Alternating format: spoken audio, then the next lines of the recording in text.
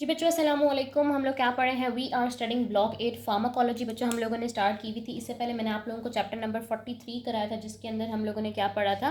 Basically हम लोग पढ़ क्या रहे हैं, बेसिकली हम लोग एंटीबायोटिक्स या फिर एंटी बैक्टीरियल ड्रग्स पढ़ेंगे, यानी कि ऐसी ड्रग्स जो कि बैक्टीरिया को या तो किल कर देंगी या फिर उनकी ग्रोथ को कम कर देंगी, या तो वो बैक्टीरियासिडल होंगी या फिर वो हमारे पास क्या होंगी, बैक्टीरियोस्टैटिक होगी। इससे पहले हम लोगों ने चैप्टर नंबर 43 स्टडी किया था, which was about cell wall synthesis inhibitor, जिसके अंदर जो ड्रग्स थी वो बैक्टीरिया की सेल वॉल की सिंथेसिस को रोक रही थी या ख़त्म कर रही थी।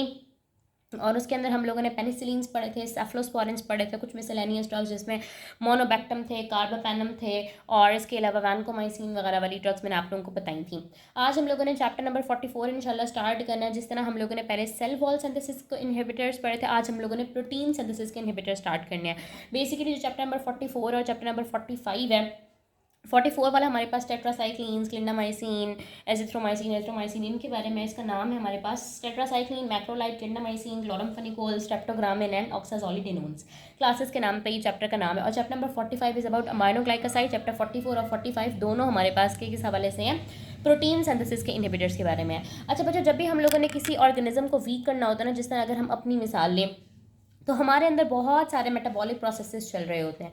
तो अगर हम किसी भी लेवल पे उन मेटाबॉलिक प्रोसेसेस को ख़त्म कर देंगे ना, तो हमारी जो ग्रोथ होगी, जो हमारी लाइफ होगी, वो भी ख़त्म हो जाएगी। इसी तरह बैक्टीरिया के अंदर हम लोगों ने कौन कौन से बैक्टीरिया का अगर आप लोगों को स्ट्रक्चर याद हो, ठीक है, तो कुछ इस तरीके का होता है, ठीक है। इसकी सेल वॉल होती है, ठीक है, इसके अंदर आगे सेल मेम्ब्रेन होती है, मुख्तलिफ किस्म का जो है ना वो इसका डीएनए, क्योंकि ये प्रोकैरियोट है, इसका अपना डीएनए होता है, प्लाज्मिड होता है, राइबोसोम्स होते हैं, ठीक है, अंदर प्रोटीन सिंथेसिस चल रही होती है। तो किसी भी तरीके से जो है ना वो हमने बैक्टीरिया को ख़त्म करना होता है। पहले हम लोगों ने सेल वॉल की इसको ख़त्म करके देखा तो उससे बैक्टीरिया के ऊपर क्या इफेक्ट पड़ता है। अब जैसे जैसे एडवांसेस होते रहे तो हमने क्या, अब हम इसकी प्रोटीन सिंथेसिस को टारगेट करते हैं, ठीक है। तो प्रोटीन सिंथेसिस इनहिबिटर्स हमारे पास वो ड्रग्स होंगी जो कि बैक्टीरिया के अंदर प्रोटीन सिंथेसिस को इनहिबिट करी होंगी या टारगेट कर रही होंगी। और जब प्रोटीन की सिंथेसिस नहीं होगी तो जो बैक्टीरिया का स्ट्रक्चर है वही कायम नहीं रह पाएगा। अब किसी भी ऑर्गेनिज्म के अंदर जो प्रोटीन सिंथेसिस होती है बच्चों, वो कौन सी ऑर्गेनाली के थ्रू होती है बच्चों, वो होती है राइबोसोम्स के थ्रू, ठीक है। हम लोगों ने जब छोटी क्लासेस के अंदर ये बात पढ़ी थी कि जो राइबोसोम्स होते हैं वो हमारे पास प्रोटीन बनाने वाली फैक्ट्रीज होती हैं, ठीक है। जो राइबोसोम हमारे पास एक ऐसी मशीन होती है जो कि मैसेंजर आरएनए के ऊपर इंस्ट्रक्शंस को रीड करती है और उस हिसाब से जो है ना वो प्रोटीन्स बनाती है, ठीक है। यानी कि जिस तरह के आपके जीन्स होते हैं उसी तरह से आपका प्रोटीन वो बन रहा होता है। अच्छा, ये बायोकेमिस्ट्री मुझे इतनी ज़्यादा अच्छी नहीं आती, लेकिन मैं कोशिश करूँगी कि आप लोगों को समझा दूँ।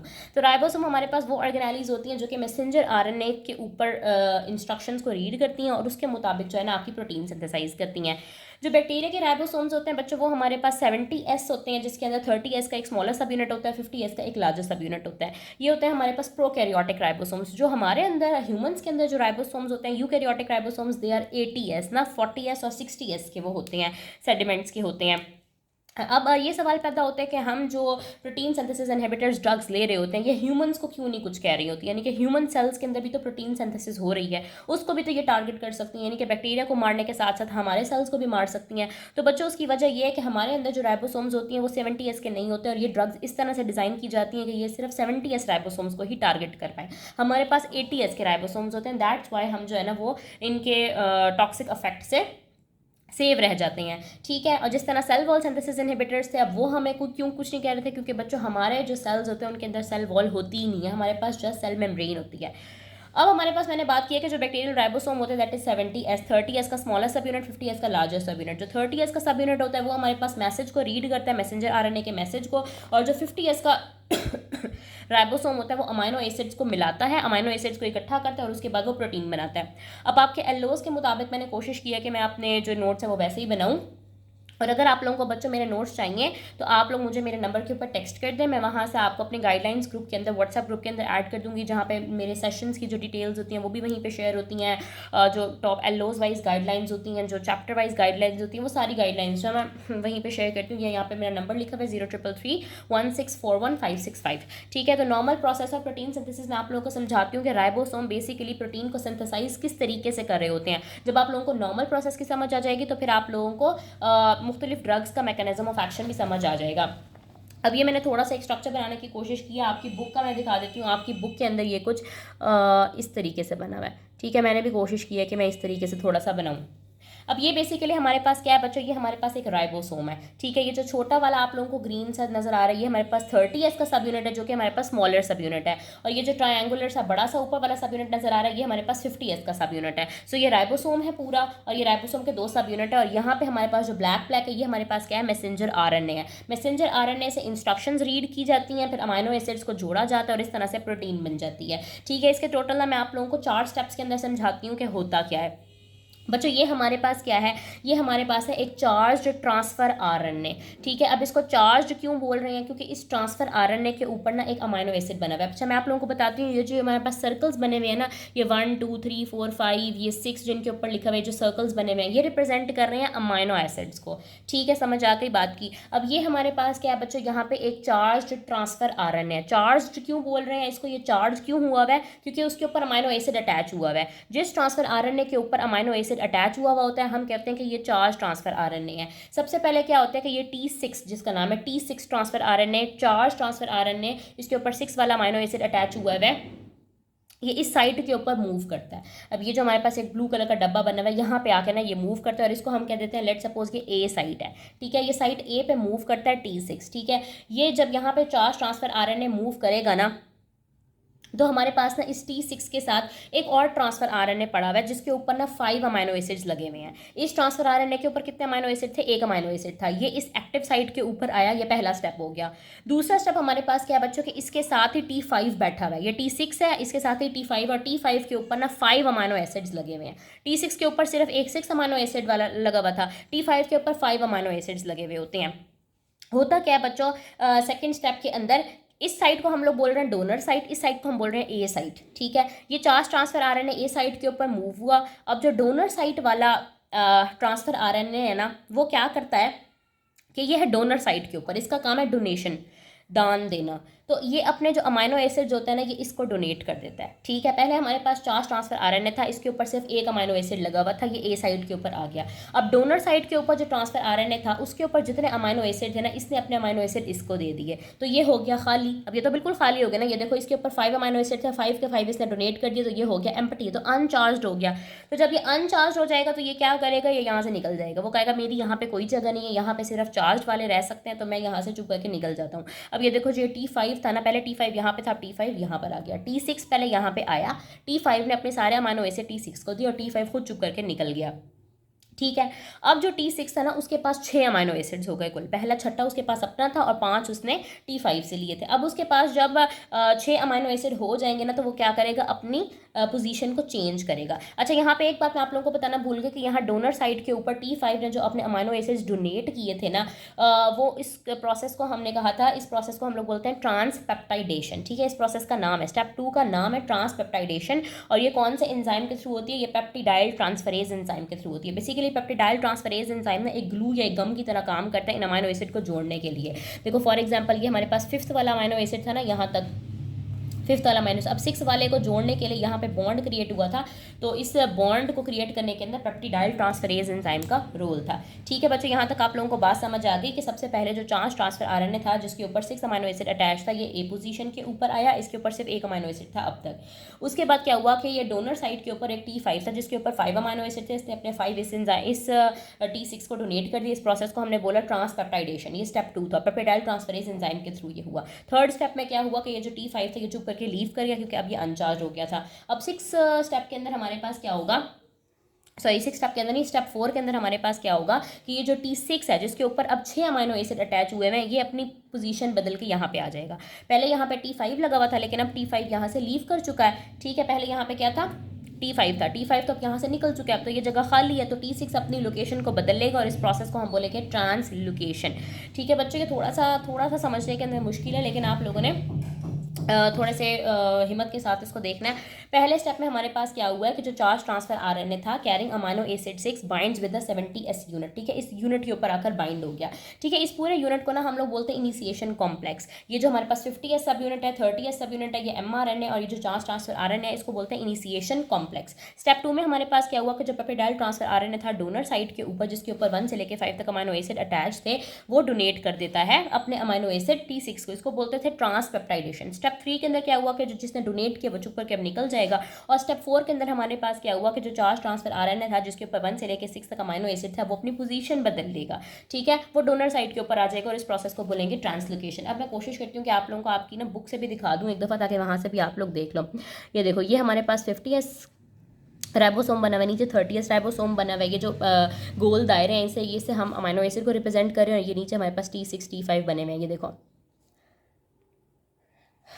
ये देखें बच्चों, ये हमारे पास चार्ज ट्रांसफर RNA है जिसके ऊपर अमाइनो एसिड 6 था, ये यहाँ पर आ जाएगा, ठीक है। उसके बाद ये जो डोनर साइड वाला T5 था ये सेकंड स्टेप के ऊपर अपने अमाइनो एसिड इसको दे देगा, और उसके बाद क्या होगा, खुद यहाँ से चुप करके लीव कर जाएगा T5 अनचार्ज फॉर्म के अंदर। उसके बाद बच्चों हमारे पास क्या होगा कि ये जो T6 होगा ये 4th स्टेप के अंदर अपनी लोकेशन बदल लेगा, इसको हम बोलेंगे ट्रांसलोकेशन। बस इतनी सी है, छोटी सी है हमारे पास प्रोटीन सिंथेसिस की फॉर्मेशन। अब मैंने आप लोगों को बताना है कि जो मुख्तलिफ प्रोटीन सिंथेसिस ड्रग्स होती हैं ना, वो किस किस लेवल के ऊपर जाके इस प्रोटीन सिंथेसिस के पाथवे को, इस प्रोटीन सिंथेसिस के प्रोसेस को इंटरफेयर कर रही होती हैं।